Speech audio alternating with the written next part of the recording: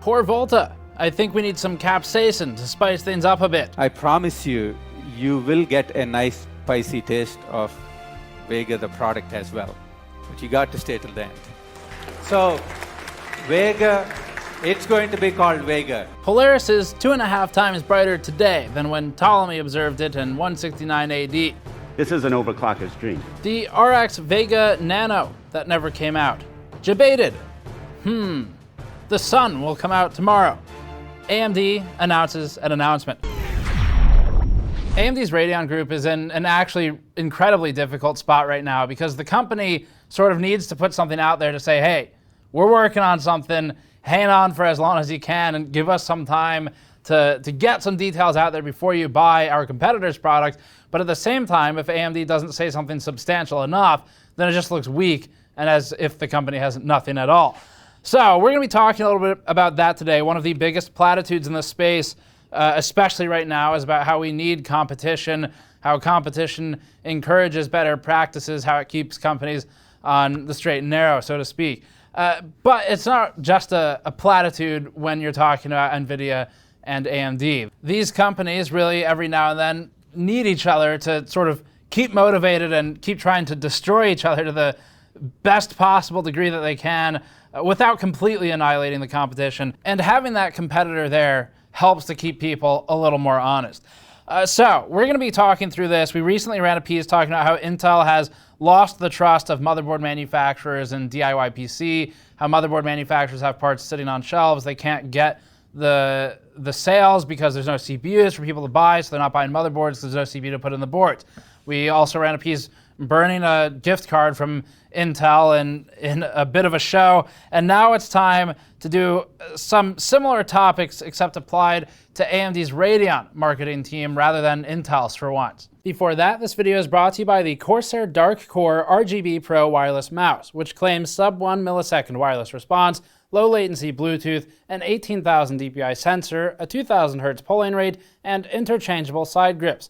Corsair's mouse can charge on the MM1000 mousepad with Qi charging, or can be used wired. Learn more at the link in the description below. The goal here today is to try and keep this as down the middle as possible while also being a bit of a sort of punditry piece. I really personally don't like doing that kind of content piece a whole lot, but this is an interesting time to talk about, and there's been a lot of discussion online that we'd like to sort of expand on. One of the things we'll lead with here is a common question from people, especially on Twitter, but in our YouTube comments as well, where they're asking, should I buy RTX 30 series now, or should I wait for AMD to reveal something with RDNA2? And these tweets mostly came around the time of the RTX announcement, which would therefore be between the time when AMD just announced its announcement for RDNA2, which will come in greater detail in October apparently, and the time that NVIDIA posted its stuff. So to answer this question first and foremost, it's pretty simple really. Generally speaking, the question of should I buy or should I upgrade now or should I wait, we always answer with, well, it depends on if you're happy with your computer or not. If you're not happy with it, then get something in so that you can keep using it for work or whatever it is you do so that it can fulfill the needs of the user. But this particular topic is a little different because we have two cards that are imminent at this point, or mostly imminent for RDNA2. We don't have an actual date, but one could assume within a couple months. So the answer we have is, if you are okay with missing the first round of inventory for the RTX 30 series, we don't know how many there's going to be. NVIDIA in the past has shipped up to 1 million units of GPUs around launch, and they've certainly done fewer than that. So we don't know what the inventory is going to be. But there's so much hype around this part right now. It is easily one of the most hyped pre-launch periods we have ever witnessed as a media outlet, even if you adjust it for scale, sort of per capita of our size at a given period in history. And that means that there's probably going to be a sell-through of at least some of the stock early on.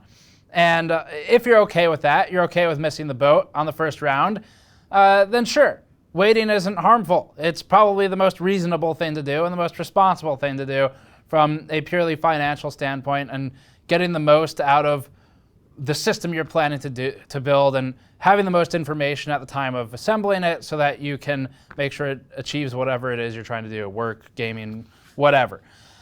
So the answer is, if you're okay with missing it, then sure, wait, see what happens. But if you're not okay with missing it, if you're like, I already needed a computer yesterday, and I'm okay with waiting a few weeks, a week or 2 weeks, depending on when this video goes up, but I'm not okay waiting for several months, well, it sort of answers it for you. So that's our quick answer to that one. It's responsible to wait for more information, but also you do have to get something done at some point. You can wait forever in this industry, so that should hopefully help people. All right, so the tough spot that AMD's in. AMD's marketing has tried over the years its hardest to destroy the brand credibility of the company, specifically from the Radeon ARM.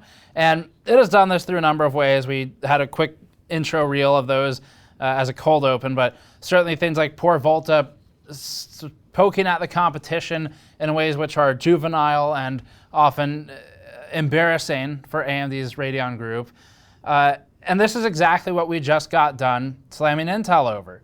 And you look at Intel where they can't stop talking about the Ryzen CPUs, and it looks pretty bad for Intel. It was like they were talking about the R7 4800U to the extent that it almost sounded like they were marketing it sometimes, where you get phrases in the Intel announcement like, AMD's Ryzen R7 4800U is the company's highest performing processor in its Ryzen lineup. Like, this is pretty close, bit paraphrased, but pretty close to word for some of the stuff that was said in Intel's presentation. It just looks bad. And that was in a sense of almost, they were trying to slam AMD, but it always came across as praise. Because you're like, but why are you talking about it so much though? If you're not worried about it, why do you keep talking about it? And that's sort of how, it's the opposite for AMD's Radeon group. Ryzen groups mostly got it together. Marketing's improved a little bit over time. Certainly since the first gen Ryzen launch, it's gotten a lot better. People have remembered how it feels to make a CPU and market it. The GPU group, though, is an embarrassment to the company in a lot of ways, especially when it comes to marketing. The GPU team members can't seem to keep quiet on Twitter when they really should. Until there's something to actually announce, to actually talk about, they shouldn't be tweeting thinking emojis or debated, which is just, I mean, we had information from inside the company at the time that whole thing happened, and that wasn't the plan. AMD didn't want to lower its prices. Most companies don't. AMD's got to get a better grip on the GPU side. I'm actually going to rearrange my script a little bit here and move a topic forward, and that's one of talking about sort of fair practices between companies and what it really means to have a competitor. So not just this platitude of we need competition, we need AMD, we need Intel, we need NVIDIA, whatever. But going a little bit further, and the basics of it really, Apple's probably about the best example you can get in the technology space, where Apple, ignoring Windows, because Apple has sort of carved itself a special cult following mixed with a special user base that needs to use it at this point, much like Windows has done without the cult following. Everyone seems to hate it. But Apple has some anti-consumer practices that really force consumers to, on the regular, upgrade parts that don't need to be upgraded. You look at the phones, laptops, look at Louis Rossman's channel where he's talking about right to repair, and Apple goes beyond trying to encourage an upgrade by releasing a better product. It instead encourages an upgrade by making it nearly impossible to fix a product which is pretty easy to fix in a lot of cases. It starts planting things like evil firmware or evil chips that basically self-destruct when you attempt to repair the host board. So this is a great picture of a company which is largely uncontested in the segment that it has created for itself. And that's a bad place to be. We don't really want to see that happen in other sections of the industry. So it's wider sweeping here as an impact than just Apple fleecing its own customers. In some instances, it has greater impact too. Like environmentally and economically, there's a lot of waste where you're contributing to e-waste regularly. And whether or not you care about the environmental side of that, certainly the economic side of it makes a lot of sense to not compound as an issue when you could just replace a couple cent capacitor on the board or something along those lines. So why are we talking about this relating to NVIDIA and AMD? Well, NVIDIA has a certain trajectory of its own where the company has been slowly innovating on its cooler design alongside rapidly innovating on its GPU designs. And one of the things that we're concerned about is a potential future where if AMD can't get it together and can't compete, I mean, look at the RTX 20 series as a great example of this. NVIDIA will lose some of the motivation to enable its partners, let's say. It might continue to improve its own cooler design, which, while not inherently bad, is a threat to partners, and that doesn't mean that it's an evil thing. Making your product better is certainly not bad. We've been knocking the reference coolers for probably about a decade now, so NVIDIA improving is good. At the same time, there is a potential future we could see where, without any form of competition, NVIDIA might position itself to become, in a few ways, something like Apple. And that is a little bit of a scary future. So the reason this topic sort of came about is we were just talking with some board partners for NVIDIA, people who make or work at companies that make the video cards that accompany NVIDIA's GPUs. And amongst the main ones we've spoken with, there is a shared concern that has been independently brought up each time, which is that NVIDIA seems like it is slowly starting to work towards taking some of the partner market share. And NVIDIA is a first-party supplier. It gets the GPU cheaper because it's not selling it to another party first. And there's potential here where the partners get slowly edged out of some of the market segments that they're in. Now, that said, we're not saying that this is an inherently evil practice like Apple's practices in a lot of ways are. NVIDIA is trying to improve a product, but it's not putting things in there right now that are intentionally bricking the products or anything quite that extreme. NVIDIA also has pretty good media relations right now. In the past, we've been on rockier terms with NVIDIA, but right now the company seems to be pretty confident in its positioning, and it's confident in a way that isn't necessarily shunning negative criticism, and we'll see how this is taken. But the point is that NVIDIA right now has positioned itself in a fashion which looks, from someone who's maybe outside of the industry, as if the company really doesn't feel threatened. And in some ways, maybe it shouldn't, given the market share and how wide NVIDIA has stretched beyond just gaming GPUs. Regardless, though, NVIDIA tends to compete on quality, brand recognition, brand credibility, how much people trust the brand, in other words, and AMD tends to compete on price in the GPU space, and CPUs to some extent too, but it has earned credibility, and people actually trust the platform now for AMD Ryzen CPUs. AMD needs to get to that point with its GPUs. It can't always compete on price. It might have to if it can't compete on quality. We don't know how RDNA2 is going to look. But thus far, the company has competed on price, and when marketing its product, it has marketed towards Reddit. And just like the Ryzen group, AMD's Radeon group has to learn at some point that it's never going to grow if its audience is Reddit. If its audience is /r/AMD, where tweeting "the sun will come out tomorrow" gets you to the top of the subreddit with an enormous amount of excitement over something which was just predating an announcement of an announcement and is arguably not even related to that, depending on how Frank Azer was feeling at the time he tweeted it.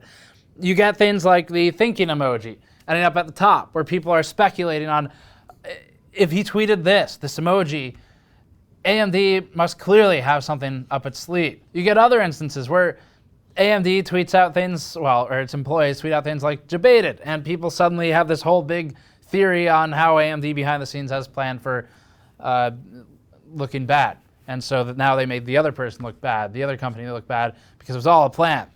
If they thought that NVIDIA would think that AMD would think its pricing would be lower than it was, and so then they got them. But all of this marketing, it's really only blowing up in the enthusiast community. And AMD and CPU side, they've started marketing to OEMs, to SIs. They're building brand credibility in laptops where AMD has had none whatsoever for a really long time now. It has actually started to gather a stronghold or a foothold in some of the laptop segments. It's building trust with the OEMs, who will now start to say, well, you know what, we don't have you in many of our desktops yet for mainstream users. Let's start putting Ryzen in some of those. That's what needs to happen. That's where it's not marketing towards the 1% audience or whatever enthusiasts might be. It's marketing to the wider one. And the reason that these silly tweets, however harmless they might seem, the reason that they are harmful to AMD is because it's sort of a cry wolf scenario, where as AMD continues to tease announcements of things that are maybe disappointing, like, for example, we're going to give you something spicy. You just have to watch till the end of this presentation, and then it's the reveal that actually we're taking the architecture name, and that's the name of the card. Isn't that spicy? That's great, right? Like, why is everyone throwing peppers at me? So this is where, over time, AMD is just going to tarnish its reputation in marketing to where people are like, all right, sure, whatever. Like, wake me up when September ends. Wake me up in October and tell me about the thing then. So everyone, in a sense, including NVIDIA, is fortunate to have AMD there. But AMD can't just be given success. Obviously, it hasn't been given it thus far in Radeon Group, at least not recently. And the company needs to get away from this juvenile marketing and away from this like playing to the absolute cheapest of the cheap seats because it's an ego boost or it's amusing or it feels like it's successful marketing when Reddit and enthusiast forums and YouTube comments are erupting over a thinking emoji. That might feel like it's having a big impact, but clearly it's not. So we look at AMD's recent history of GPU launches as a further example of where the company has created an amount of marketing that becomes potentially harmful later on when the product ships because nothing's delivering to the expectations that the leaks and the teasers have established. You had the R9 290X going back quite a while. The refresh was the 390X, which was faster clocks, more frequently the higher memory capacity of the two options at the time, and that was about it. The Fury X is after that. We were told at an AMD event by a then AMD executive that, quote, we won't make that mistake again. I was sitting waiting for the AMD press event to start. On my phone, I was looking at our Fury X review to pull up some architectural details that I couldn't remember. And this particular person walked by, looked over my shoulder and said, Fury X, we'll never make that mistake again. Sat next to me and proceeded to talk about how bad the product was for the company. Mostly talking about 4 gigabytes of memory at the time being too limiting. That was their primary objection to it. The RX 480 was marketed as needing 2 to beat the GTX 1080 and being cheaper than it. But we all know how reliable multi-GPU is and how well it's been developed. And by the way, the Macau launch event had the GTX 1080 and the RX 480s running sort of a questionable set of benchmarks with Ashes of the Singularity at the time, but that is in the past. The RX 580 followed that to some extent, depending on how you count them. And the RX 580 was a refresh of the RX 480. The R9 390X, again, was a refresh of the R9 290X. The RX 590 was a refresh of the RX 580, which was a refresh of the RX 480. Vega 56 and Vega 64 were the spicy reveal, and you could almost never really get 56 in the early days because AMD needed to sell 64s to make some money. Radeon 7 came after that. Not really sure that we need to recap just how terrible that was, given our disappointment build focused on it so heavily, but as a reminder, it wasn't ready for launch. It had drivers that didn't work at launch on launch day. It was $700. It had inadequate mounting pressure that could be fixed for pennies or free with half a turn of a screwdriver. It tried to fix that with a Hitachi HM01 thermal pad. It was loud when stock at 50 dBA at 20 inches for our noise testing versus most other cards in the 40s or below, like at 40 or below dBA. And there was a BIOS update later that changed the fan behaviors too, and thus the performance in some categories. It was marketed as, quote, a gaming GPU at the CES 2019 launch event, so don't let AMD gaslight you here. That is how it was in fact marketed. And then a month later, it was changed to being a creator GPU, focusing on the memory. 5 months after that, the 5700 XT came out and it was actually a very good piece of hardware. We called the 5700 XT the best overall GPU for, was that 2019? For 2019, I think it was. And maybe it was, I don't remember. Whenever it came out, we called it the best overall GPU. Unfortunately, it had driver issues for a lot of people. We weren't able to reproduce a lot of those, but it doesn't mean they weren't happening, just that we weren't seeing them. But anyway, that one was where it really started to turn around from a hardware standpoint.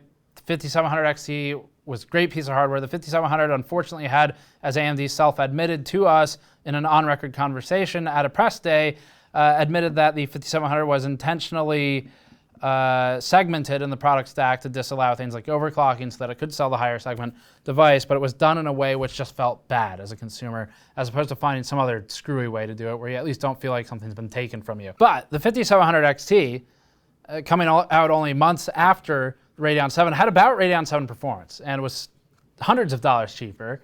Radeon 7, by the way, hasn't really had driver updates. We just socketed it in a system for reviews, and it's not been updated. You boot it on certain motherboards, and it still wants to update CSM to boot with the device, so it's all kinds of messed up.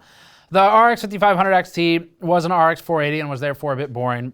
And the point is that year after year, AMD's had kind of a refresh and half-step cycle. There's been a lot of refreshes even, and that's not a place you want to be. Look at Intel, right? 14 nanometers. Everyone complains about that, and it's the same type of thing. So AMD needs to deliver here, obviously. It's not like we're not like savants or acting like we know something everyone else doesn't by saying these things, that NVIDIA needs competition, that AMD needs something good. Obviously, everyone could tell you that. It's not news. But the important thing to really think about is what does the future look like with NVIDIA if AMD can't get it together. And we're not saying that NVIDIA has evil plans today right now, but it's possible that with an executive change in the future, if Jensen retires, that things could change. So you never really know what the companies, large tech companies are, in a lot of industries are duopolies right now, subsections of the industry that is. But you get into some things like ISPs, and they're basically monopolies, or they've divvied the turf to such an extent that they might as well be. Everyone is a king of their own kingdom in ISP land, at least in the US, and a lot of you probably have experience with how horrible that is to deal with. So we'd like to not see that expand to other parts of the tech industry, but it's not like we have any power over it. And some of this is on AMD as well. It's their responsibility to market things in a way which is palatable to the user base. So anyway, just sort of some thoughts on this. It is a bit of a pundit or talking head piece, not our favorite thing to do. We prefer to actually test stuff. But interesting talking points nonetheless. And it's just a couple things we're worried about were AMD's over-promising, or not even just over-promise, under-deliver, but just prematurely promising things that are then boring. Like getting AMD absolutely, Frank Azer absolutely knew what he was doing when he sent the sun will come out tomorrow. That was not a mistake. And that was meant to rile up the community, and it did, and the announcement was we're going to have an announcement in October. AMD needs to announce something because everyone's going to buy RTX otherwise. And if AMD doesn't announce something substantial, which it did not, it starts to look questionable what's going on. So they're in a tough spot. We'll give them that, and we don't fault them for trying to do something.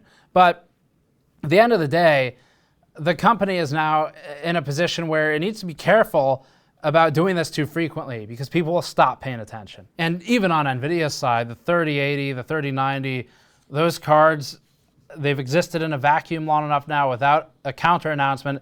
You start to look at some of the hype, and it's getting up there to a point where it's like, maybe this is a little irresponsible for the community in some sections, the level of hype that it's feeling, where you start seeing initial numbers from a single set of tests sort of being abstracted away from the original base metrics and multiplied. And instead of 70 to 80% better, now it's 100+% better. We've seen people posting 100% better, 3080 versus 2080, 120% better. And you're just like, where did those numbers come from? Those weren't even in the original material. It's sort of like the AIO piece we did where people see one thing and hear another. And you can't really do much about that as the media outlet. But the point is that it's dangerous to be overhyped as a product, because then even if the product is amazing and objectively good, people will still find a way to feel disappointed at it. And so AMD needs to be careful of this, NVIDIA too, of course, but AMD especially because it's in a more fragile position, given that it's got a smaller market share. So anyway, like I said, nothing revolutionary or mind-blowing that we're talking about here, just sort of a fun discussion piece leading into launches for both of these companies. And to answer the question again, if you're wondering, should you buy now or wait? Well, do you need a computer now? And can you wait a presently unknown amount of time if the card sells out? And if the answer is, yeah, you can wait, then wait. Easy as that. So yeah, stay tuned for our reviews. That'll hopefully help answer some questions as well. Really want to look at RDNA2. We'll see if AMD samples us, but we'll certainly get it either way. And subscribe for more. You can go to store.gamersnexus.net to support us directly by buying things like our toolkits, mod mats, or mouse pads, all of which are functional products you'll get used for your computer building. Or you can go to patreon.com/gamersnexus. Subscribe for more. We'll see you all next time.